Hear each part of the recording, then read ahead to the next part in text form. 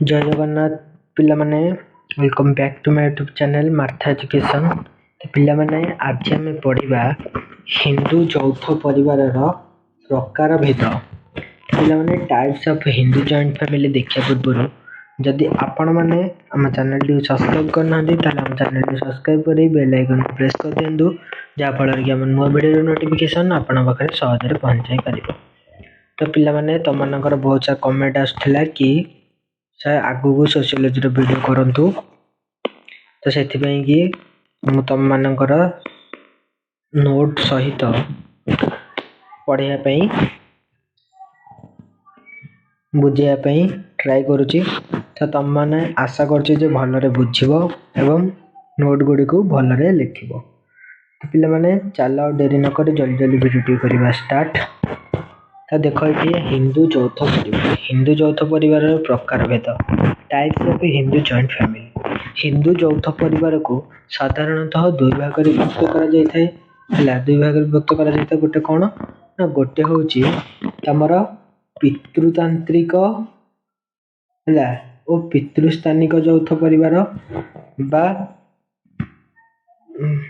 Patriarchal and पैट्रिलिकल एवं आउ गोटे हूँ कौन मातृतांत्रिक मातृस्थानिक यौथ परिवार है।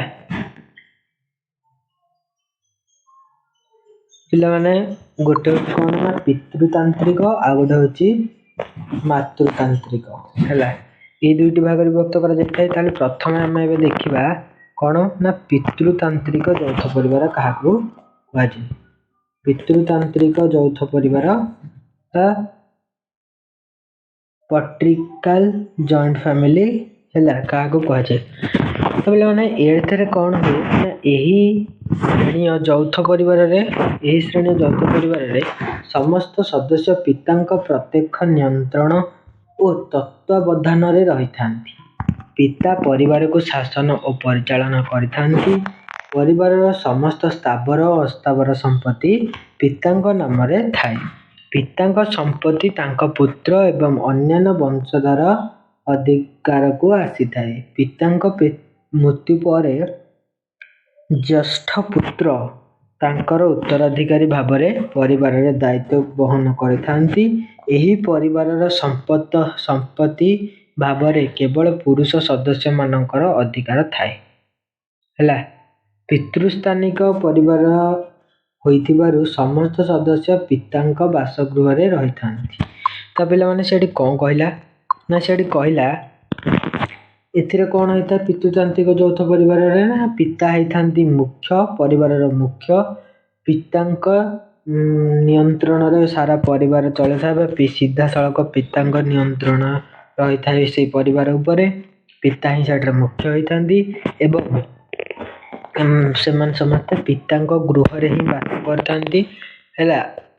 एवं कौन होता ना पितांक मृत्यु पर से समस्त संपत्तिर अधिकार किए थाए ना से तांकर जे ज्येष्ठ पुत्र थाए। ज्येष्ठ पुत्र माने बड़ पुआ ताकू ही से संपत्तिर उत्तराधिकारी कर दिया जाए थाए। बुझिपाइल। तो यहीटा हूँ तुमर थिला कौन पितृतांत्रिक यौथ परिवार। तो से भली पिला माने आउ गोटे अच्छी मातृतांत्रिक यौथ परिवार। मातृतांत्रिक यौथ परिवार कौन ना मातृतांत्रिक यौथ परिवार कहले मातृतांत्रिक यौथ परिवार स्त्री बा माँ परिवार मुख्य अटंती। सेठी पितृतांत्रिक किए मुख्य थिले बापा मुख्य थिले मातृतांत्रिक माँ होचंदी मुख्य। परिवार समस्त संपत्ति तांको नाम रे थाए हैला। परिवार समस्त संपत्ति का नाम रे थाए माँ को नाम रे थाए। से सबुठारु अधिक क्षमताशाली होइथांती। तांको नाम रे वंशानुक्रम क्रम गणा जाय थाए। परिवार नामकरण मध्य माँ को नाम रे करा जाय थाए। माँ बा स्त्री प्राधान्य थिबा जोगु ए प्रकार परिवार को मातृशासित परिवार कहा जाए। मातृस्थानिक यौथ परिवार संतान संतति माने माँ और परिवार रे बसवास करिथांती हैला। तो पिला माने देखो एडी कोन देला ना मातृतांत्रिक परिवार रे माँ हेतांती मुख्य समस्त संपत्ति अधिकार माँ हाथ में थाए हैला। ସେ ସବୁଠାରୁ ଅଧିକ କ୍ଷମତାଶାଳୀ ହେଇଥାନ୍ତି। ତାଙ୍କ ନାଁରେ କ'ଣ ହେଇଥାଏ ନା ବଂଶାନୁକ୍ରମ ଗଣା ଯାଇଥାଏ। ପରିବାର ନାମକରଣ ମଧ୍ୟ ମାଙ୍କ ନାଁରେ ହେଇଥାଏ। ମାଙ୍କ ନାଁଟା ଯାହା ଥାଏ ସେଇ ଅନୁସାରେ ତାଙ୍କର ଯୋଉ ଲାଷ୍ଟ ନେମ୍ ଯୋଉଟା ହେଲା ମାନେ ଯୋଉଟା କହୁଛେ ଲାଷ୍ଟ ନେମ୍ ଯୋଉଟା କହୁଛେ ସେଇଟା ହିଁ ସେ ସମସ୍ତଙ୍କ ନାଁରେ ହେଇଥାଏ। ସେଠି ପିତୃତାନ୍ତିକରେ କ'ଣ ବାପା ମୁଖ୍ୟ, ବାପା ହିଁ ପରିବାର ପରିଚାଳନା କରିଥାନ୍ତି, ସେ ହେଉଛନ୍ତି ପରିବାର ମୁଖ୍ୟ। ତ ବାପାଙ୍କ ପରେ ତାଙ୍କ ବଡ଼ ପୁଅ ଯେ ସିଏ ସମ୍ପତ୍ତିର ଅଧିକାର ହବ।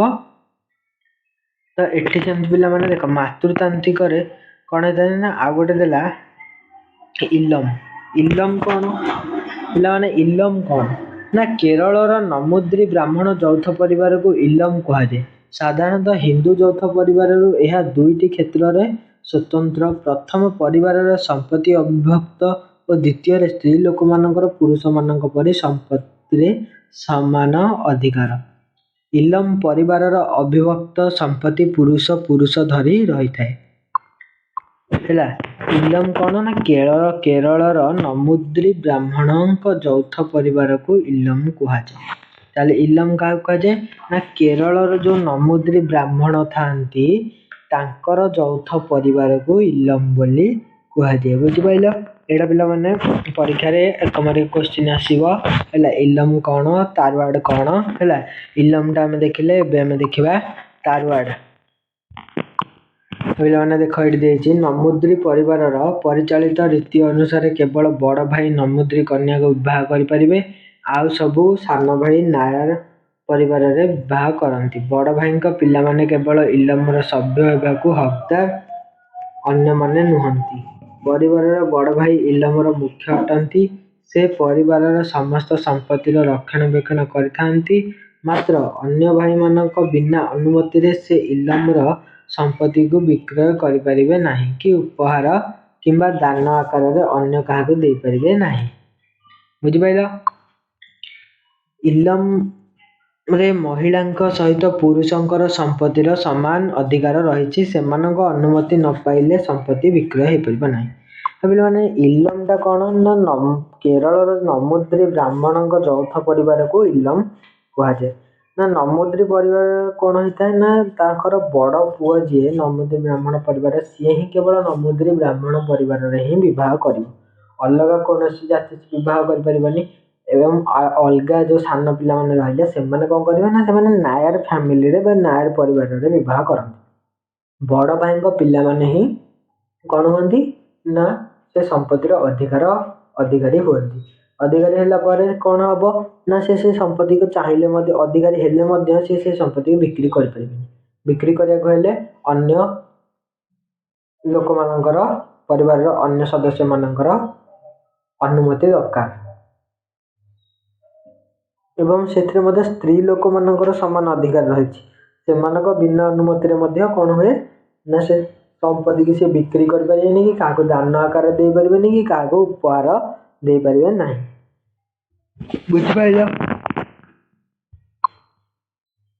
ତାପରେ ଆମେ ଦେଖିବା ତାରୱାର୍ଡ। ପିଲାମାନେ ତାରୱାର୍ଡ କ'ଣ ଦେଖ ନା ତାରୱାର୍ଡ ହେଉଛି ଏକ ମାତୃସ୍ଥାନିକ ହିନ୍ଦୁ ଯୌଥ ପରିବାର। ଏହା କେରଳର ନାୟାରମାନଙ୍କ ମଧ୍ୟରେ ଦେଖାଯାଇଥାଏ।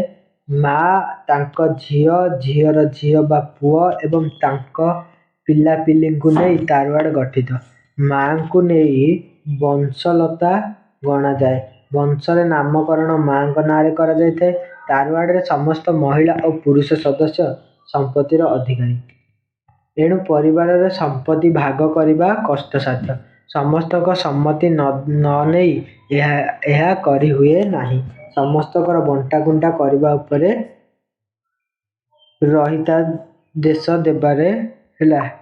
ରହିତାଦେଶ ଦେବାରେ କ୍ଷମତା ଅଛି। ବୟୋଜ୍ୟେଷ୍ଠ ପୁରୁଷ ସଦସ୍ୟ ତାରୱାର୍ଡର ପରିଚାଳକ ଅଟନ୍ତି। ହେଲା, ତାଙ୍କୁ କ'ଣ କୁହାଯାଏ ନା ତାଙ୍କୁ କର୍ଣ୍ଣବାଣ ବୋଲି କୁହାଯାଏ। ପିଲାମାନେ କର୍ଣ୍ଣବାଣ କାହାକୁ କୁହାଯାଏ ଏଇଟା ଗୋଟେ 1 ମାର୍କିଆ କ୍ୱେଶ୍ଚିନ୍ ଆସିବ ତମର। କର୍ଣ୍ଣବାଣ କାହାକୁ କୁହାଯାଏ ନା ତାରୱାର୍ଡର वयोज्येष्ठ पुरुष सदस्य को कौन कहुए? पुरुष सदस्य को कर्णबाण कहुए।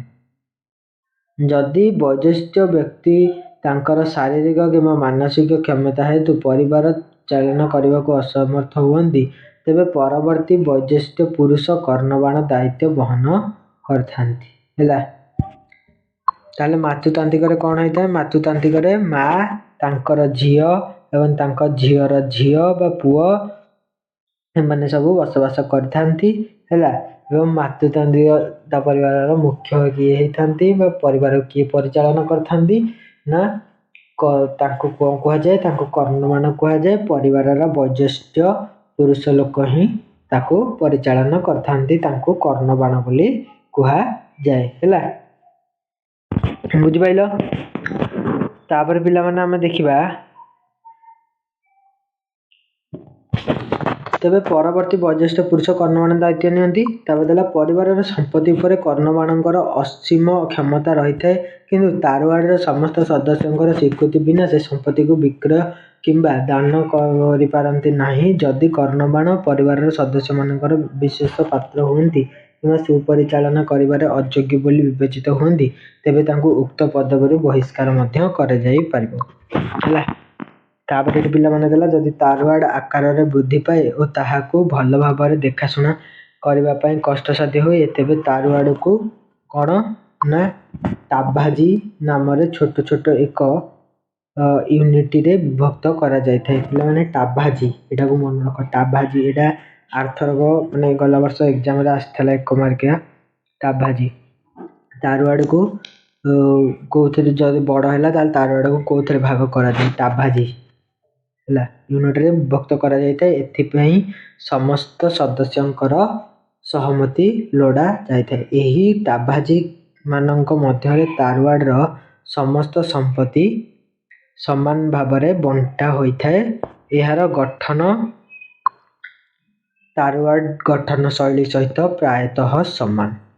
तो पिला माने बुझि पाइला तारवाड़ कौन तमरो इलम कौन मातृस्थानिक यौथ परिवार कहा कहा जाए पितृस्थानिक यौथ परिवार कहा को कहा जाए।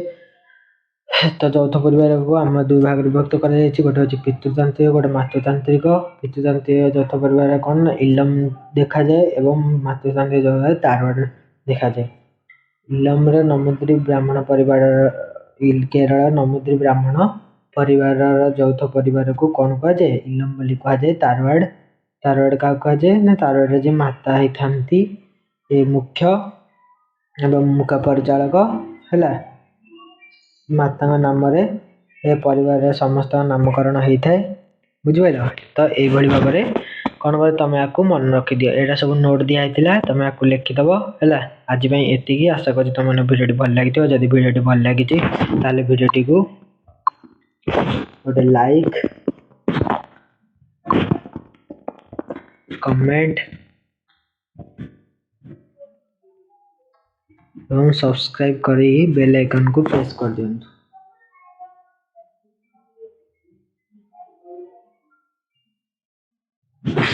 रहिली जय जगन्नाथ।